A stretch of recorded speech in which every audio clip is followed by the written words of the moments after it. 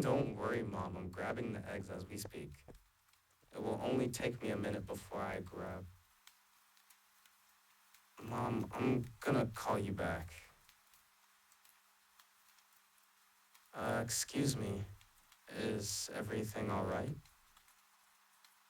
No, it's 'cause I noticed you're folding in on yourself. Shoulders in, head down, avoiding eye contact with nothing in particular. That's not tired, that's weight. Someone said something, and you believed it. Let me guess. They made what you like sound stupid, or childish, or weird. And now you're sitting here trying to decide if they're right. Here's the part you're not going to like. You are always going to be judged. Doesn't matter what you do, what you like, what you become. Someone will always think it's wrong or stupid or not enough.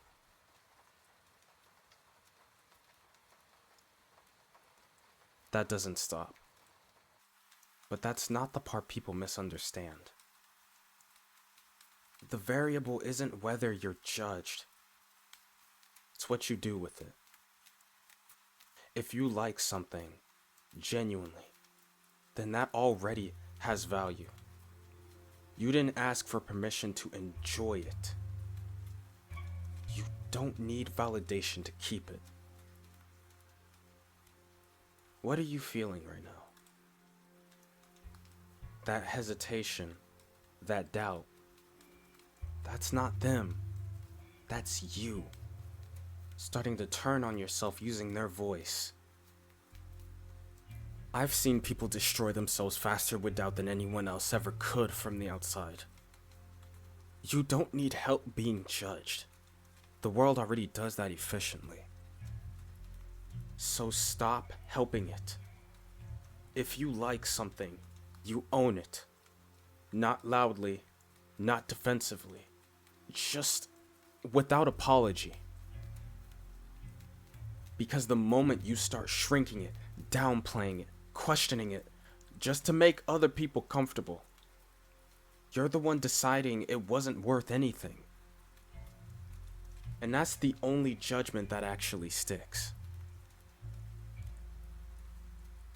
You don't have to prove anything to them, but you should at least stop trying to disprove yourself. You think I don't get it? When I was younger, I looked just like everyone else. I went under an experiment, and now here I am. I didn't look like anyone else after. And that's not insecurity, that's just fact.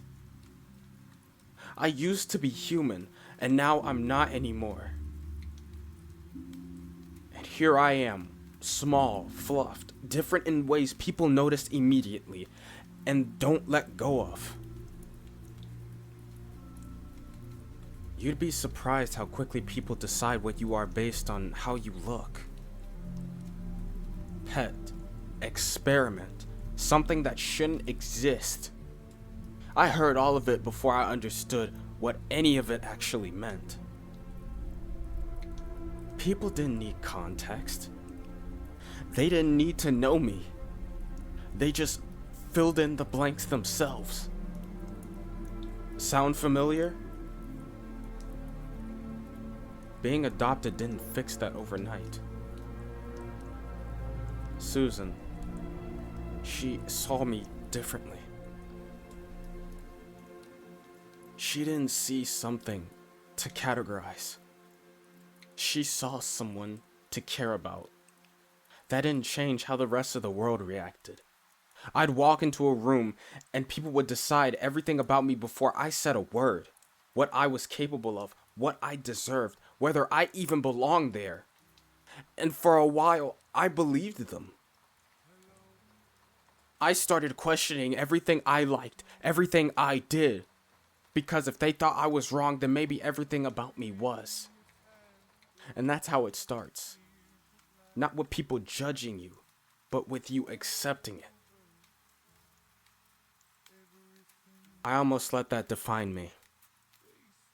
Shrunk myself, stayed quiet, tried to be less noticeable, less wrong. It didn't work. All it does is make you easier to ignore and easier to dismiss. And it didn't stop them. So I stopped trying to be something they'd accept. Not out of confidence, but out of logic. If the outcome is the same, judgment either way, then changing yourself to avoid it is inefficient. So I stopped. I didn't suddenly become loud or fearless. I just stopped apologizing for existing the way I do.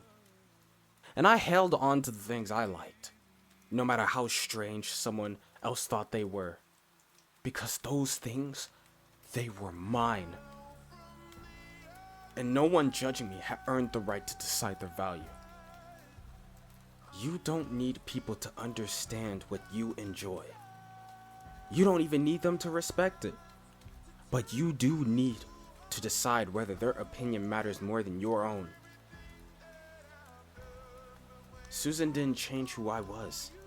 She just made it clear I didn't need to. You don't either. That doesn't mean it didn't hurt. I could ignore it. Eventually I learned how to shut it out. Filter it. Break it down until it didn't matter. But that came later. When it started, it wasn't logic.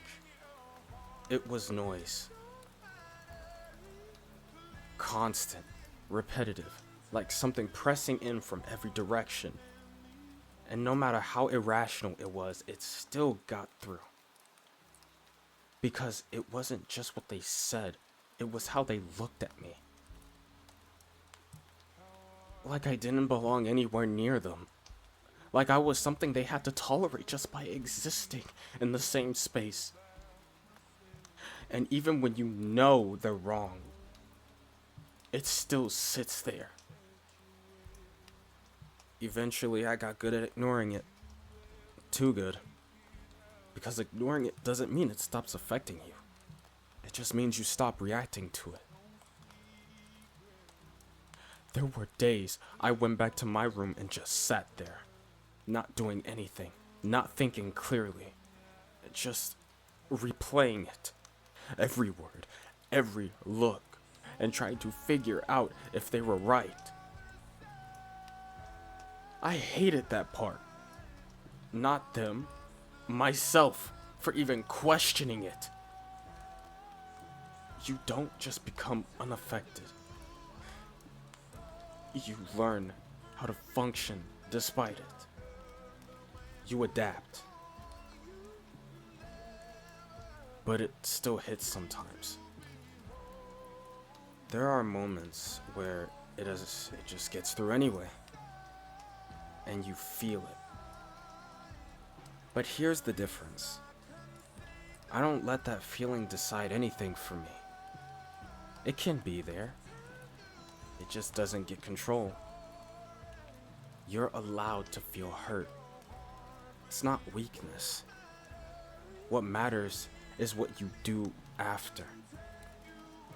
Because if you let that hurt turn into doubt, then they don't just judge you, they define you. I didn't stop it from hurting. I just stopped letting it tell me who I was. Susan wasn't the only reason I didn't stay like that. Reed helped me too. In his own way. He's not good with people, and that's not criticism, it's just accurate. He doesn't always know what to say or when to say it. Sometimes he says the exact wrong thing at the exact worst time. But he tries. When I first started, pulling away, second-guessing everything, getting quieter, he noticed. He didn't approach it like Susan did. No comfort, no reassurance. He approached it like a problem. He started asking questions, not about how I felt. He's not weird like that. But about what I was doing, what I was building, what I was thinking. And when I answered, he listened. Not passively, not politely, actually. He'd point out flaws, ask why I made certain decisions, push back when something didn't make sense. And he didn't simplify it for me. He treated me like I was capable of keeping up. That mattered more than what I realized at the time. Because everyone else was deciding what I was before I even spoke. Reed didn't. He waited to see what I could do. And then he expected more. At first, it was frustrating. I didn't need more pressure. But it wasn't pressure. It was expectation. Not based on what I looked like. Not based on what other people thought. Based on what I actually showed him. He never said, "You belong here." He just acted like I already did. And eventually, I stopped questioning it. Not because I suddenly felt confident, but because someone who had no reason to lie about it treated it like it was obvious. He's still awkward, still overcomplicates things, still misses a lot of emotional context, but he showed me something Susan couldn't. That confidence doesn't always come from reassurance. Sometimes it comes from being taken seriously. Not comforted, not protected, seen. And once you have that, it gets harder to believe people who try to reduce you to something smaller because you've already experienced what it feels like to be treated as more. You don't need everyone to understand you. You just need to decide whose perspective actually has weight, and more importantly, why.